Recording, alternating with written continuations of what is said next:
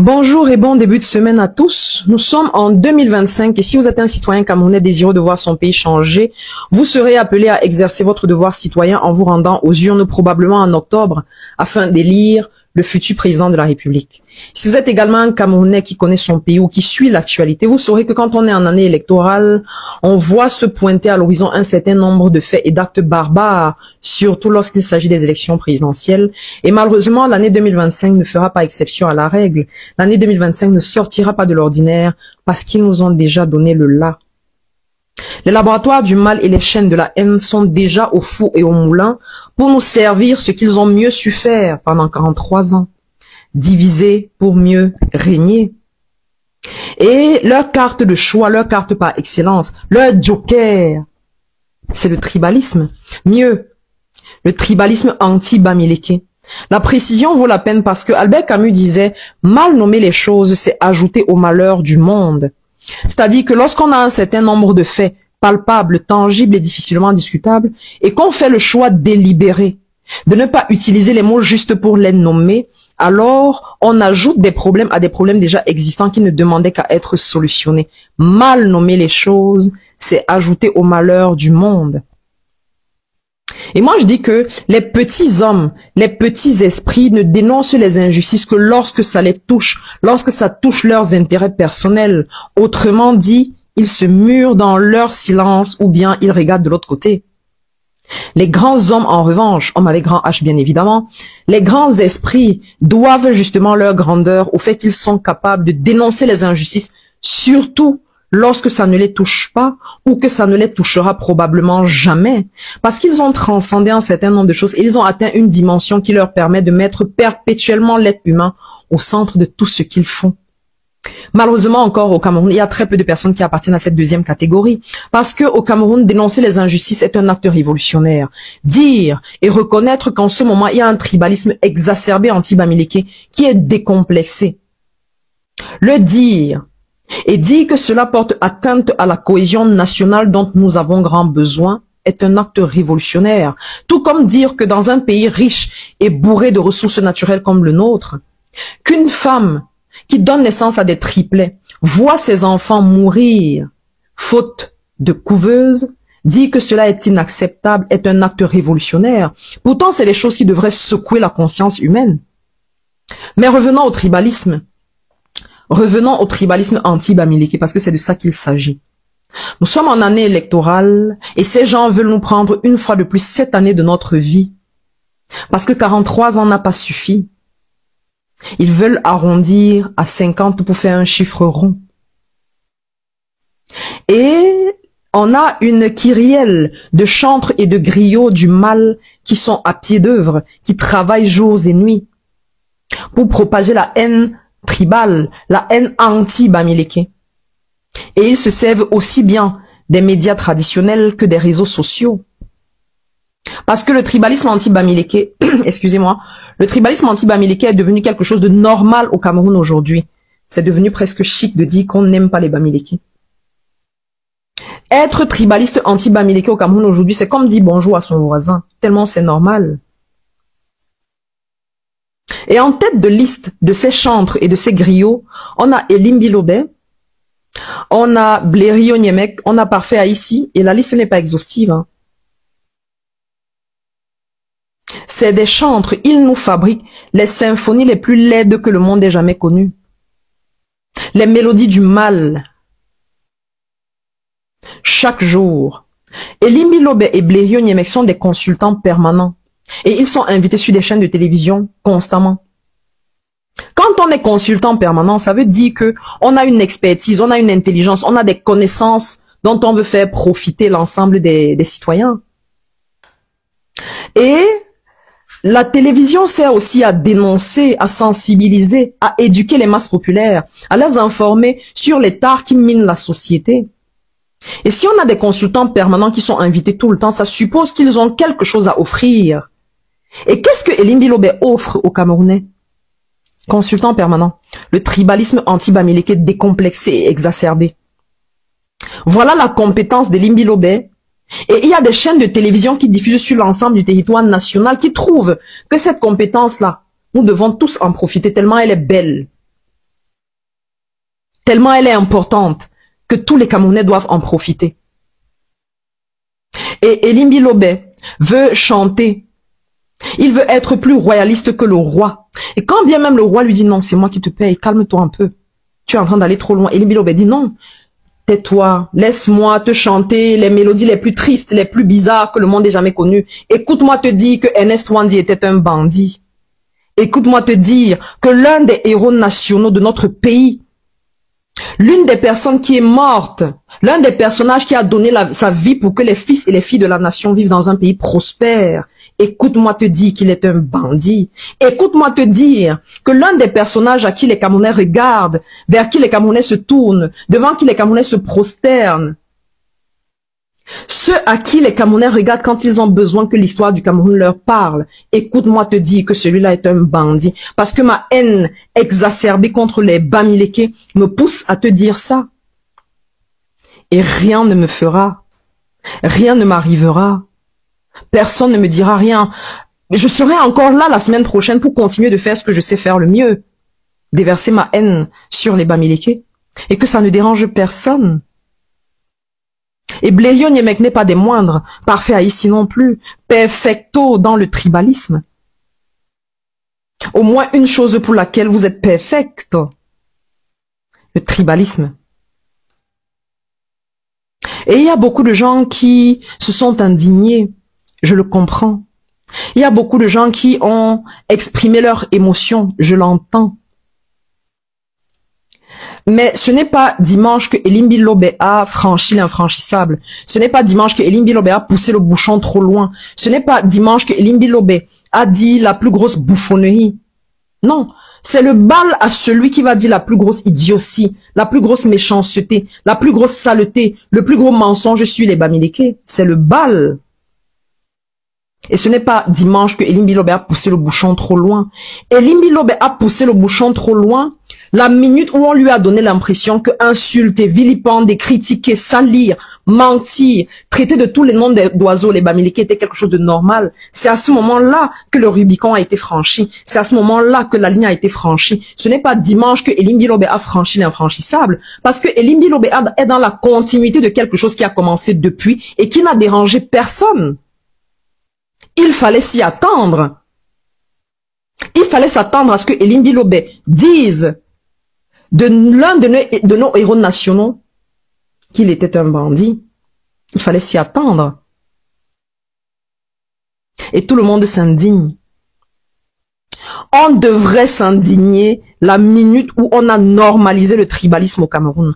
On devrait s'indigner davantage la minute où on a normalisé le tribalisme anti-Bamileke. Il n'y a pas une seule communauté au Cameroun qui subit les affres des médias en longueur de journée comme le peuple Bamileke. Ne pas le reconnaître, c'est être de mauvaise foi. Le dire ne veut pas dire qu'on victimise les Bamileke.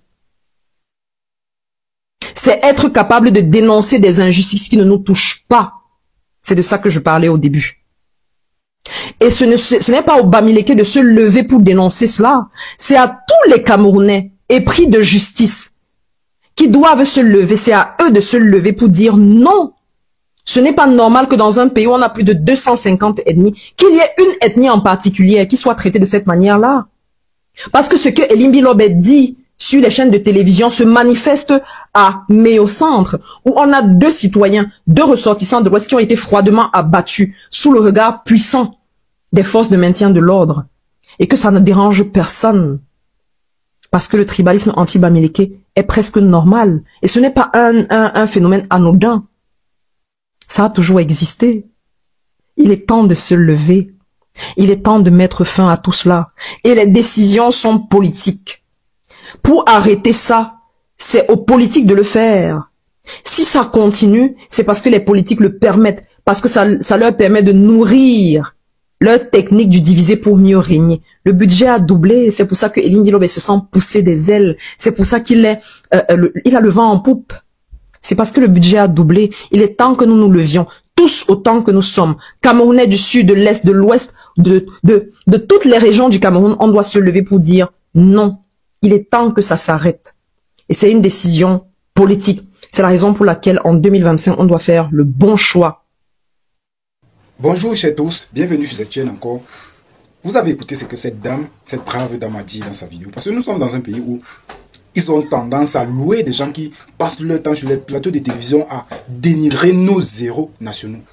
Est-ce que vous comprenez ça? J'estime que vous êtes au courant de l'actualité qui a fait trembler le pays à un moment, parlant de Elimbi Lobé, qui a dit que Ernest Ouandi, un de nos héros nationaux, qu'il était un bandit. C'est justement pour ça qu'on lui a attrapé, on lui a fait fusiller à l'esplanade là-bas à Bafoussam. Est-ce que vous êtes au courant de tout ça? Maintenant, j'aimerais juste vous rappeler que quand on parle d'héros nationaux ici au Cameroun, on va pas manquer de parler d'Ernest Ouandi. On va pas parler de Douala Mangabel. On va pas manquer de parler de Paul Martin Samba.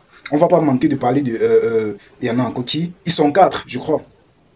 Ils sont 4. Alors, quand les gens restent les consultants de télé, parce que normalement quand on invite quelqu'un, et on invite quelqu'un constamment sur un plateau de télévision, on estime que cette personne a quelque chose à apporter à la nation, aux citoyens camerounais, qu'il a un truc là qui peut vraiment transmettre ça aux citoyens camerounais. Peut-être les citoyens camerounais ne connaissaient pas.